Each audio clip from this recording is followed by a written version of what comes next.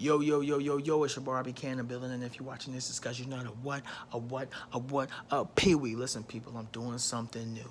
Lilith in the fourth house. If you like the video, let me know so we can continue this upwards trajectory to the TOP. Holla if you hear me. Hello, hello. Fourth house, what does it govern?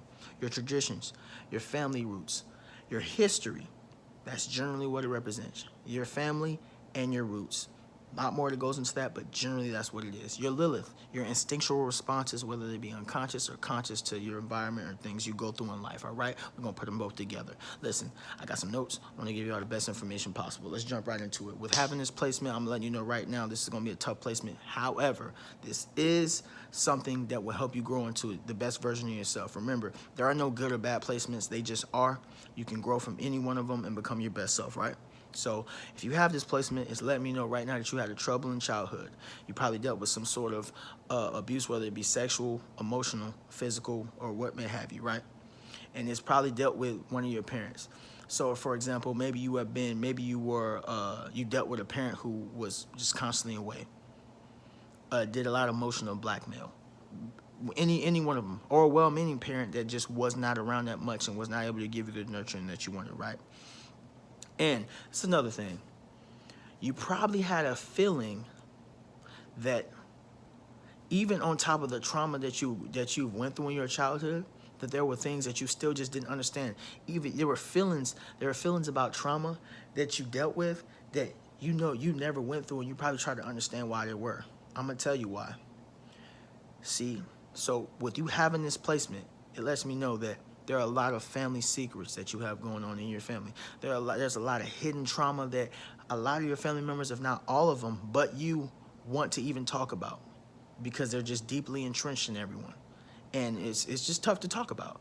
But the good news is you're the generational curse breaker. You came here to change that. That's why you're feeling all this, because you can handle it and you have the power in you.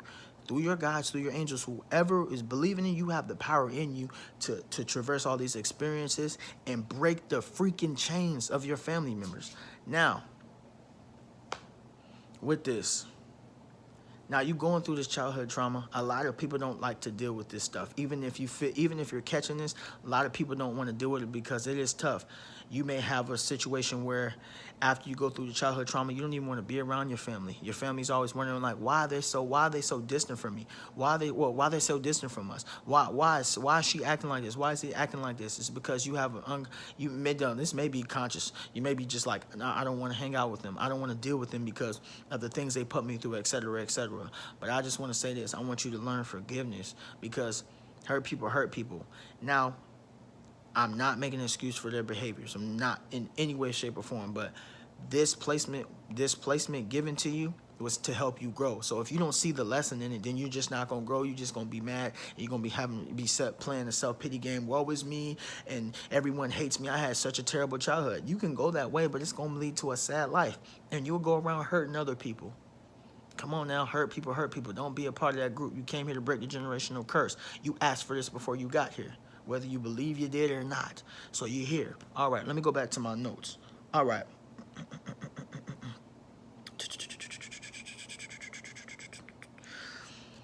Now,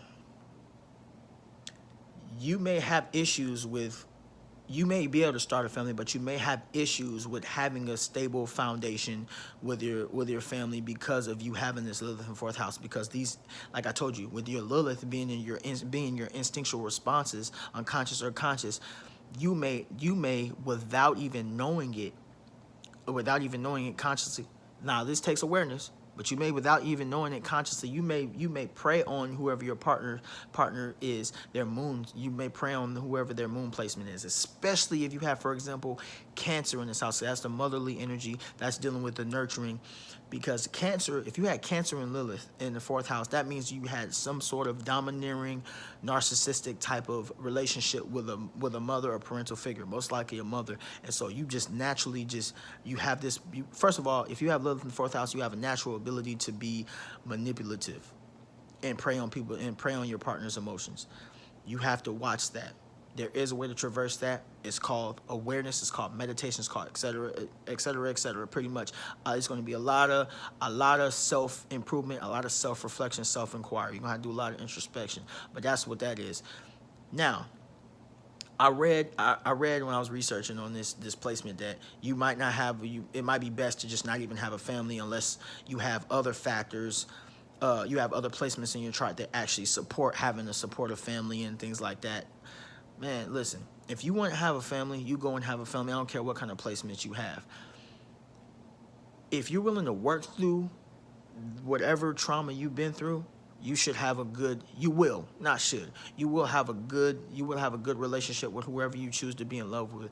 Don't let your, like, that's why I said going into that pity party. When I looked that up, it didn't say it like just don't. It said, okay, well, if you probably shouldn't unless you want to continue the generational curse. But if you know you already chosen, I'm telling you in this video, you already chosen. Don't not have a family because you went through so much stuff in your childhood and you're like, dang, Kay just told me this and I'm going, oh, this is generational curse. If I have a family, I don't have any good placements I don't have any placements that support a relationship. Don't use that as a woe is me card. I'm not giving you that card, bruh. I'm not giving you that card. So don't even try that. I'm gonna go on to the next thing. I hope y'all got the point. What's your last thing? Now, this is the last thing I want to say. A lot of the subconscious patterns that you think are just really come from you. They came from your parents. Whichever parent did this or whatever, whether it was both parents, they put their pain onto you. If you have this placement, they put their pain onto you. This is reiterating what I was saying. It's your childhood, it's your family roots, your upbringing, generational curses. Their pain has been put onto you. So realize that. But this is the thing though, with you knowing that, just now you know you're aware of that, hey, now you can change it. You can become balanced if you want. Again, back to the relationships. You can have a healthy relationship. I don't care what your placements say. I don't care if you got the worst quote-unquote placement for relationships. If you really, truly want to have a balanced relationship, you can have one. It's all about having awareness. It's all about doing the work. It's about self-introspection, self-respect, respecting yourself and the other person enough to know, hey, if you love a person, right? If you love that person enough, they love you enough, you should be able to sit down and have a conversation with them like, hey, listen, I realize that I have this, that, and the third going on. I realize I have these thoughts, these negative thought patterns and stuff like that, and I'm willing to work with them. If you're willing to work with me, if that person loves you, they're going to work with you. If you respect that person, respect yourself enough, you're going to work on that. You are the generational curse breaker. We're not doing a woe is me story here. Now, I'm going to give you an elixir. These are tips. These are tips from your boy. Okay? What I want you to do, and this is gonna be tough. I'm letting you know right now. I even did this visualization. I want you to close your eyes, and I want you to visualize in front of you. And I want you to do this away from everybody. Go by yourself in a quiet environment. I want you to sit by yourself, and I want you to visualize your family being around you. And I want you to visualize the gunk, and I want you to visualize all the feelings, all the toxicity and everything, right? And I want you to visualize them standing in a circle. And then I want you to visualize yourself also standing in a circle. And both of these circles are attached to one another. That's the generational trauma, right? You're attached to that trauma just like all your other family members. Now what I want you to do is I want you to call on Archangel Michael, right?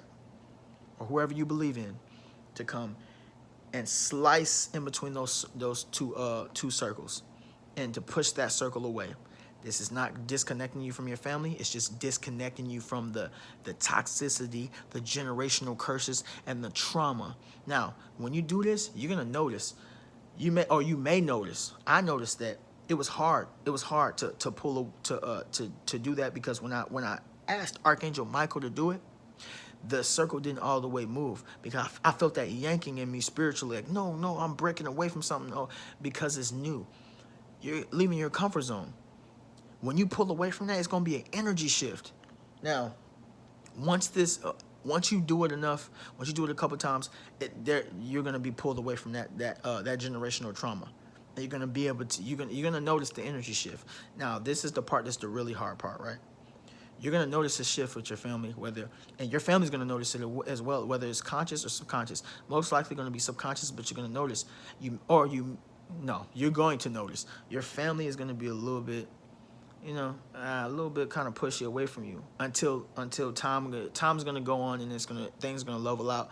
But this is something you're just gonna have to go through, because in order for you to cleanse the generational trauma, you can't be a part of it. So you're gonna have to somehow push away from that. So do that visualization. You stand in the circle, your family's in the circle with all the generational trauma, secrets, etc., sexual abuse, physical abuse, emotional abuse, all that. I want you to watch that, and I just want you to ask whoever you believe in to chop yourself away from that circle, away from all that toxicity, and then that's how you start to do the work. You can have the balance if you want. You just got to choose. Lilith in 4th house. I ain't want to stay on here forever. Listen, I love y'all. It's your boy RBK in the building. Like I said, hey, if you want me to do more videos like this, let your boy know. We going to the TOP. Not just me. We. Hello. Hey, I love y'all, man. I'm out.